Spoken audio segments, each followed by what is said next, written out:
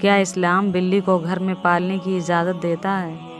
دوستو، اللہ تعالیٰ نے بہت سے جانور ایسے پیدا کیے ہیں جو انسانوں کے ساتھ گھل مل کر ان کے ساتھ رہتے ہیں۔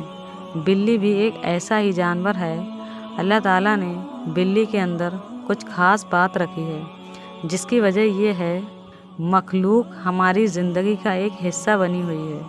دوستو، ہمارے آس پاس ہر وقت مایوسی اور ڈپریشن کا ایسا جال پھیلا ہوتا ہے جو ہر وقت ہم پر حاوی ہونے کی کوشش کرتا ہے۔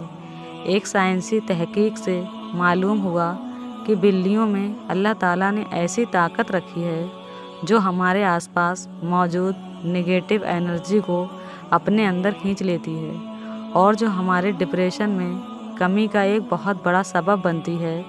دوستو، سائنس کے مطابق جب ہم سو جاتے ہیں تو بلیاں ہمارے اندر سے وہ تمام نگیٹو انرجی ختم کر دیتی ہیں، اور اگر ایک کمرے میں ایک سے زیادہ لوگ ہیں اور صرف ایک بلی ہے تو پھر بھی اللہ نے اس بلی کو اتنی طاقت دی ہے کہ کمرے میں موجود تمام لوگوں کے اندر موجود نگیٹو انرجی کو اپنے اندر کھینچ لیتی ہے۔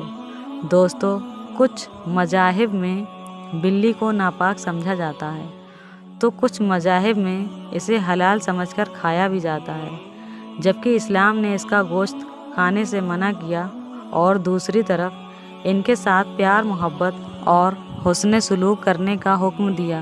جیسے ایک صحابی کی کنیت تھی ابو ہریرہ، یعنی بلیوں والا۔ ابو ہریرہ نام رکھنے کی وجہ یہ تھی کہ آپ کے پاس بلیاں تھیں جس کو آپ اپنے ساتھ رکھا کرتے تھے، اسی لیے آپ رضی اللہ تعالیٰ عنہ کی کنیت ابو ہریرہ پر گئی۔ دوستو، یہاں اس بات سے پتہ چلتا ہے کہ بلیوں کو پالا جا سکتا ہے، مگر ان کے کھانے پینے کا پورا خیال بھی رکھنا ہوگا اور انہیں کوئی تکلیف نہ دی جائے۔ دوستو، سائنس کے مطابق گھر میں بلی پالنے کا ایک بڑا فائدہ یہ بھی ہے کہ بلیوں کو انسان کو چھونا بہت پسند ہوتا ہے۔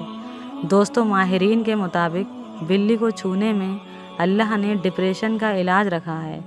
اس کے بالوں میں ایک الگ قسم کی بیکٹیریا پائی جاتی ہے جو انسان کے جسم میں ڈپریشن کو کم کرنے میں مدد کرتے ہیں۔ حالانکہ اسلام میں بلی حلال نہیں ہے، لیکن اسے پاک بتایا گیا ہے۔ جو بلی کسی کی ملکیت نہ ہو اسے پالنے میں کوئی حرج نہیں، جیسے کہ حدیث میں ہے۔ سیدنا عبداللہ بن عمر رضی اللہ تعالیٰ عنہ سے روایت ہے کہ نبی پاک صلی اللہ علیہ وسلم نے فرمایا، ایک عورت کو بلی کی وجہ سے عذاب ہوا۔ اس نے بلی کو قید کر کے رکھا، نہ تو اسے کچھ کھانے کو دیتی اور نہ ہی پینے کو، یہاں تک کہ وہ اس بلی کو باہر بھی نہیں جانے دیتی جس سے کہ وہ کچھ کھا کر اپنا پیٹ بھر سکے۔ اس وجہ سے وہ بلی بھوک اور پیاس کی شدت سے تڑپ کر مر گئی، اس لیے وہ عورت جہنم میں گئی۔ دوستو، ماہرین نے بلیوں پر کی جانے والی طویل تحقیق سے یہ معلوم کیا ہے کہ اب سے 8000 سال پہلے جنگلی بلیوں نے کھانے کی تلاش میں کھیتوں کے قریب جانا شروع کیا۔ اس وقت بھی کھیتوں میں چوہوں کا پھرنا عام بات تھی۔ ان چوہوں کا پیچھا کرتے کرتے بلیاں انسانوں کی آبادی میں بھی پہنچ جاتی، اور یہی وہ وجہ تھی جس سے انسانوں اور بلیوں کے بیچ تعلق قائم ہوا اور یہ ایک دوسرے سے گھلنے ملنے لگے، اور بلی آج کے دور میں سب سے عام پالتو جانوروں میں سے ایک ہے۔ نبی کریم صلی اللہ تعالیٰ علیہ وسلم بلیوں کے ساتھ بہت نرمی کا برتاؤ کیا کرتے تھے۔ محترم عزیز دوستو، ہمیں اللہ کے نبی کے مطابق اس جانور سے نرمی کے ساتھ برتاؤ کرنا چاہیے۔ دوستو، یہ ہماری ذمہ داری ہے ہم اپنے سامان، کھانے پینے یا دودھ وغیرہ کی خود حفاظت کریں۔ بلی پر ظلم و ستم کرنے کی نہ سوچیں، جیسے اکثر کبوتر پالنے والے لوگ بلیوں کو بے دردی سے تڑپا تڑپا کر مار دیتے ہیں۔ دوستو، یہ آج ہرگز صحیح نہیں ہے۔ جس جانور سے ہمارے آقا نے محبت کی، ہمیں بھی چاہیے کہ ان کی پیروی کرتے ہوئے ہم اسے محبت اور شفقت کی نظر سے دیکھیں۔ ہاں، اگر کوئی بلی بہت خونخوار ہے اور آپ کو نقصان پہنچاتی ہے تو مہربانی کر کے اسے مت ماریے بلکہ اسے کہیں دور لے جا کر چھوڑ دیجیے۔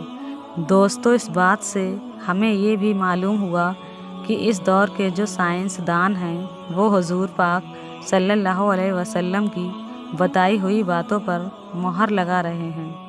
دوستو، سائنس آج جو باتیں کہہ رہا ہے 1400 سال پہلے ہم سب کے آقا محمد مصطفیٰ صلی اللہ علیہ وسلم نے بتا دیا ہے۔ بے شک آپ اللہ کے سچے رسول ہیں۔